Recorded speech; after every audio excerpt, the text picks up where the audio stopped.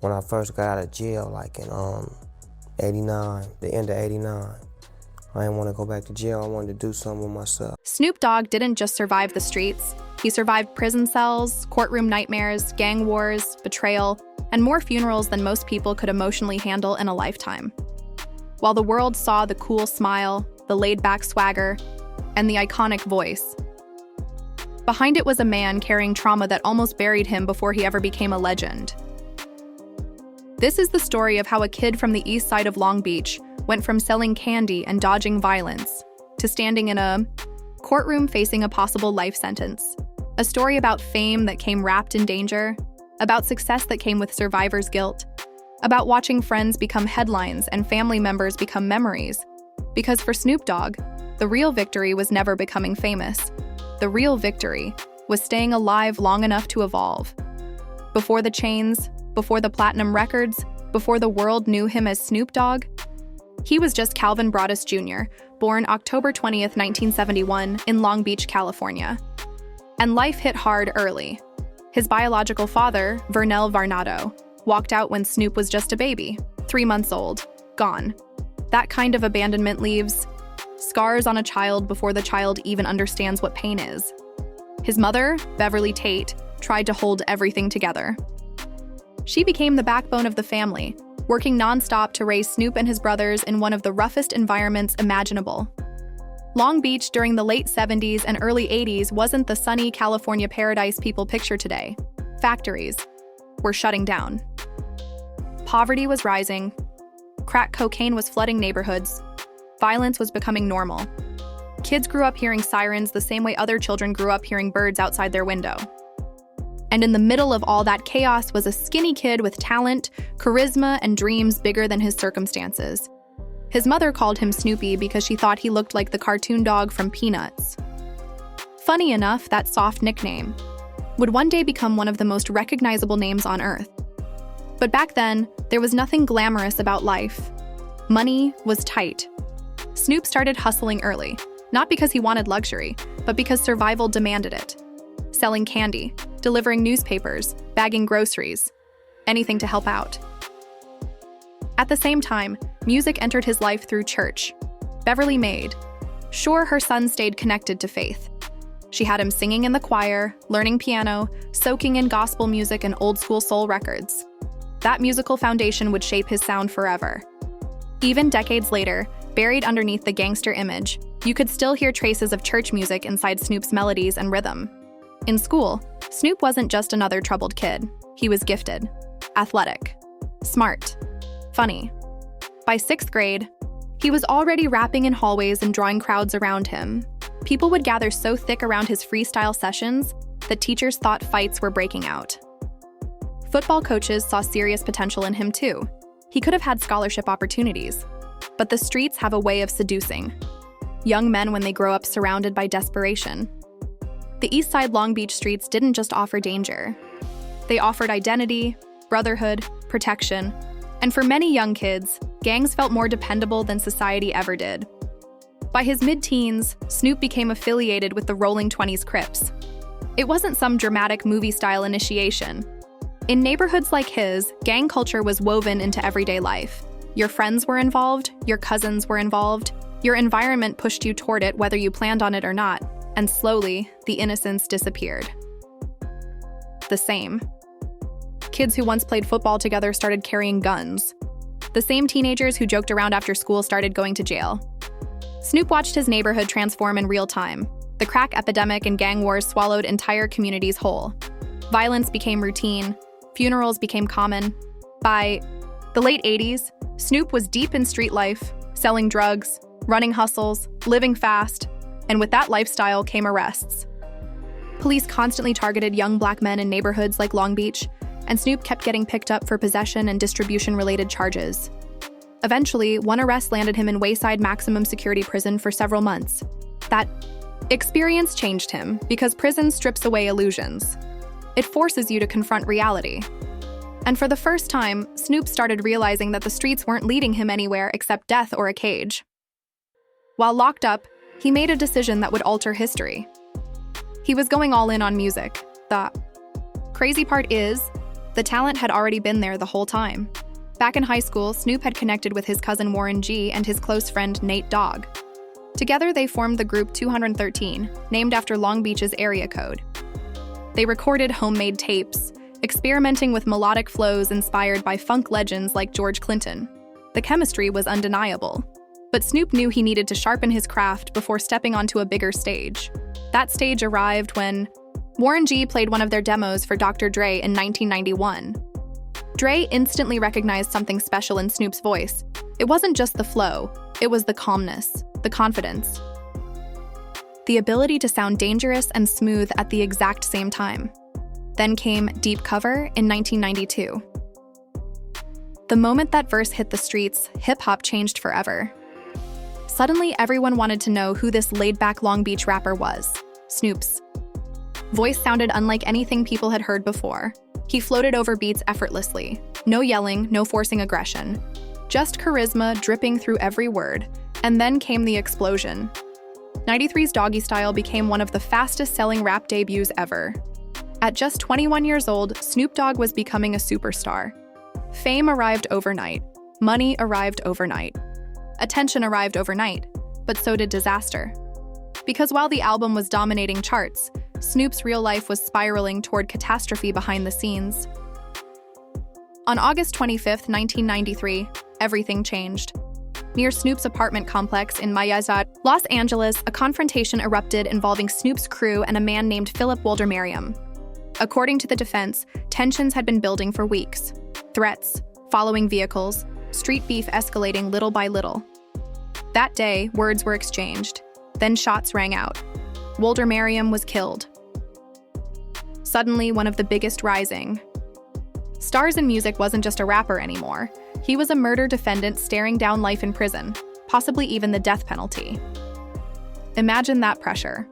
One moment you're on magazine covers.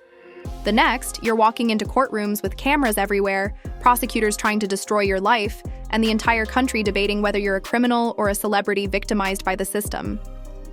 Snoop turned himself in voluntarily alongside his lawyers. He and his bodyguard McKinley Lee were charged with first-degree murder, and the case instantly became national news.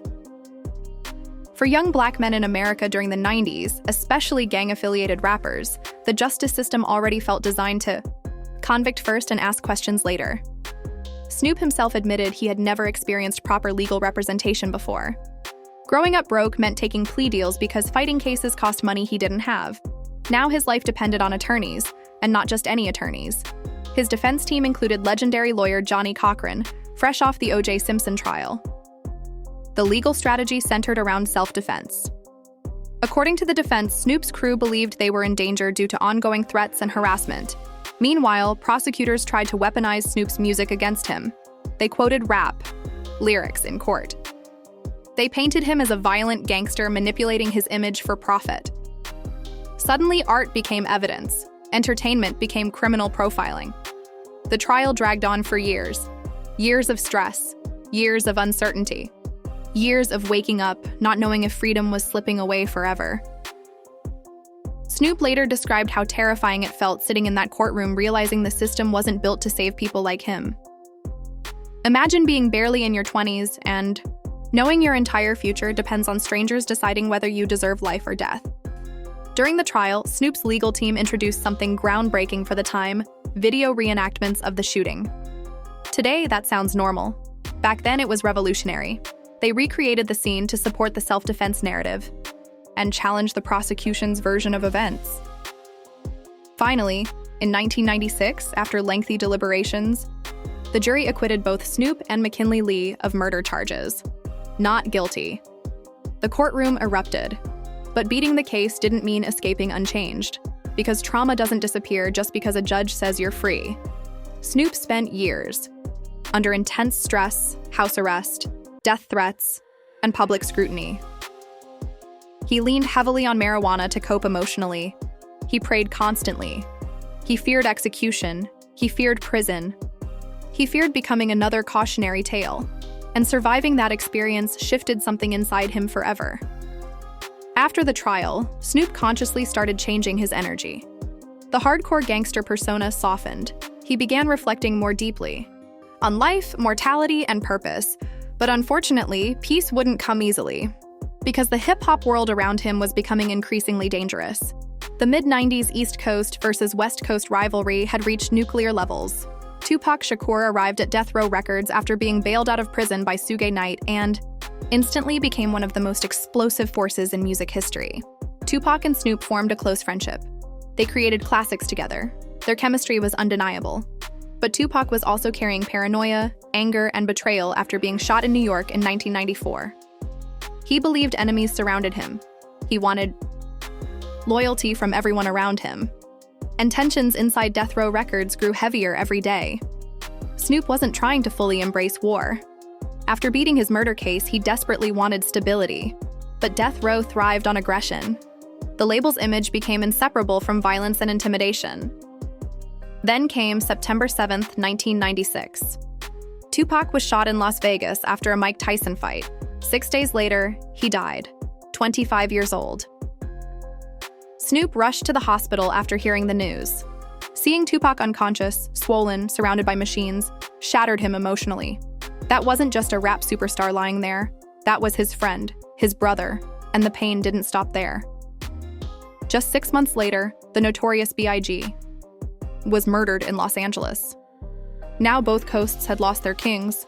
Hip-hop had crossed a line it could never fully uncross. For Snoop, these weren't abstract celebrity deaths. These were real human losses happening around him constantly. Survivor's guilt began weighing heavier and heavier. Why was he still alive when so many others were gone? Meanwhile, Death Row Records itself was collapsing into chaos. Financial issues, violence, fear, internal conflict. Snoop increasingly felt unsafe around the label environment. Even though he still gives Suge Knight credit for believing in him early on, Snoop has admitted there were moments when he genuinely feared for his life. So in 1998, he made another critical decision. He left Death Row Records and joined Master P at No Limit Records. That move likely saved his life. Away from the constant turmoil, Snoop slowly began reinventing himself. Instead of remaining trapped inside one image, he expanded. He experimented musically. He diversified business-wise. He matured emotionally. But life kept delivering devastating blows. In 2011, Nate Dogg died after years of health complications and strokes. For Snoop, that loss cut incredibly deep. Nate wasn't just a collaborator. He was family, a day-one friend from the earliest stages of the journey. 1/3 of 213, the voice behind countless classics. Losing Nate meant losing another piece of his past. Then came an even more heartbreaking tragedy. In 2019, Snoop's grandson Kai Love passed away just days after being born.